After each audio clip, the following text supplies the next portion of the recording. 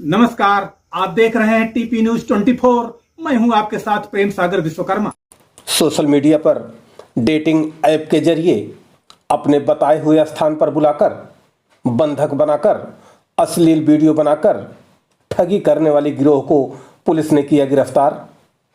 खबर उत्तर प्रदेश के गाजियाबाद के मधुबन बापूधाम थाना क्षेत्र से है, जहां पर डेटिंग ऐप के जरिए बुलाकर बंधक बनाकर अश्लील वीडियो बनाकर ठगी करने वाली गिरोह को पुलिस ने गिरफ्तार कर ठगी करने का नायाब तरीके का किया पर्दाफाश। प्राप्त जानकारी के अनुसार ठगी करने वाली गिरोह डेटिंग ऐप के जरिए लोगों को अपने बताए हुए स्थान पर बुलाकर बलपूर्वक उनको नग्न कर अश्लील वीडियो बनाकर ब्लैकमेल कर और डरा धमकाकर हत्या का भय दिखाकर मोटी रकम की करते थे वसूली। आइए हम आपको ले चलते हैं सहायक पुलिस आयुक्त कबीरनगर अभिषेक श्रीवास्तव के पास और प्रकरण को जानते हैं विस्तार से। थाना क्षेत्र मधुबन बापूधाम में कल दिनांक 13 जनवरी को दो अलग अलग वादियों के द्वारा ये सूचना दी गई कि सोशल मीडिया पे उपलब्ध एक डेटिंग ऐप के माध्यम से उन्हें एक लोकेशन पे बुलाया गया था और जब वो वहाँ पे पहुँचे तो उनको अंदर अनधिकृत रूप से बंधक बनाते हुए उनके नग्न वीडियो बनाए गए तथा डरा धमकाकर हत्या का भय दिखाते हुए उनसे ऑनलाइन पैसे ट्रांसफर कराए गए और फिर उसके बाद उन्हें छोड़ा गया। उक्त सूचना के आधार पर तत्काल ही थाना पुलिस के द्वारा सुसंगत धाराओं में अभियोग पंजीकृत किया गया तथा घटना के अनावरण हेतु टीमें लगाई गई। इसमें आज मुखबिरों की सूचना तथा इलेक्ट्रॉनिक सर्विलांस के आधार पर 8 अभियुक्तों को कुल 8 अभियुक्तों को गिरफ्तार किया गया है, जिनके नाम कपिल वर्मा, संदीप, नितिन, दीपक, अरुण, अभिषेक बालियान, अभिषेक चौधरी और अर्जुन शर्मा है।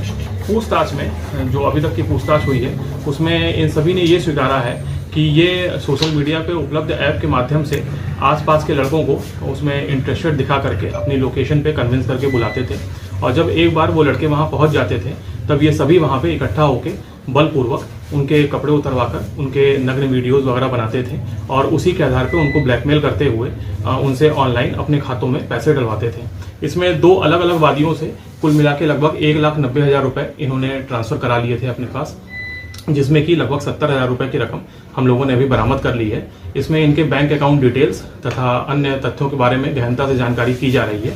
पूछताछ तथा साक्ष्यों के आधार पर अग्रिम वैधानिक कार्रवाई सुनिश्चित की जाएगी। सर, किस तरह की एक्टिविटी के नाम पर प्रलोभन दिया जाता था, इन्हें बुलाया जाता था? सर, इन्हें सेक्सुअल एक्टिविटीज का प्रलोभन दिया जाता था और उसी का प्रलोभन दे करके उन्हें अपनी लोकेशन पे कन्विंस करके बुलाया जाता था। सर, पीड़ित की प्रोफाइल क्या है, किस तरह के पीड़ित हैं? इसमें जो दो वादी हैं हमारे जो पीड़ित हैं उनमें से एक नोएडा में एक फर्म में इंजीनियर हैं तथा दूसरे नोएडा में ही एक बैंक में कार्यरत है और उनसे तहरीर के आधार पर ही अभियोग पंजीकृत करके कार्रवाई की गई है। सर, कब से काम कर रहे थे, कहाँ काम कर रहे थे सर? जो अभी तक की पूछताछ हुई है उसमें ये मधुबन बापूधाम थाना क्षेत्र स्थित ही एक फ्लैट में इन गतिविधियों को संचालित कर रहे थे और लगभग 7-8 दिन पहले ही इन्होंने ये फ्लैट लिया था और इसके पूर्व में भी ऐसा कार्य कर रहे थे या नहीं, इसके संबंध में जानकारी की जा रही है। अभी ये 2 ही प्रकरण सामने आए हैं।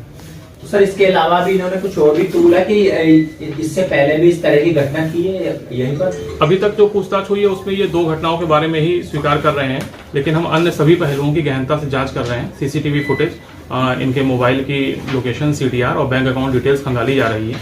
जो भी अन्य जानकारियां सामने आएंगी उसके हिसाब से अग्रिम कार्रवाई सुनिश्चित की जाएगी। सर, ये 8 आरोपी इसमें गिरफ्तार किए गए हैं, आपस में कैसे एक दूसरे संपर्क में थे और दूसरा इनकी प्रोफाइल क्या है? इनका प्रोफाइल क्या है? ये विभिन्न प्रकार के काम करते हैं, जैसे इनमें से एक प्रॉपर्टी डीलिंग का काम करते हैं, एक जो है वो ITI में पढ़ाई करते हैं, कुछ अलग अलग फर्मों में काम करते हैं। ये पूर्व से ही काफ़ी लंबे समय से एक दूसरे से परिचित थे और कुछ दिन पहले इन्होंने आपस में बैठ करके ये प्लानिंग करी थी इस प्रकार से काम करने की, उसके अनुक्रम में ये कार्य कर रहे थे। ठीक।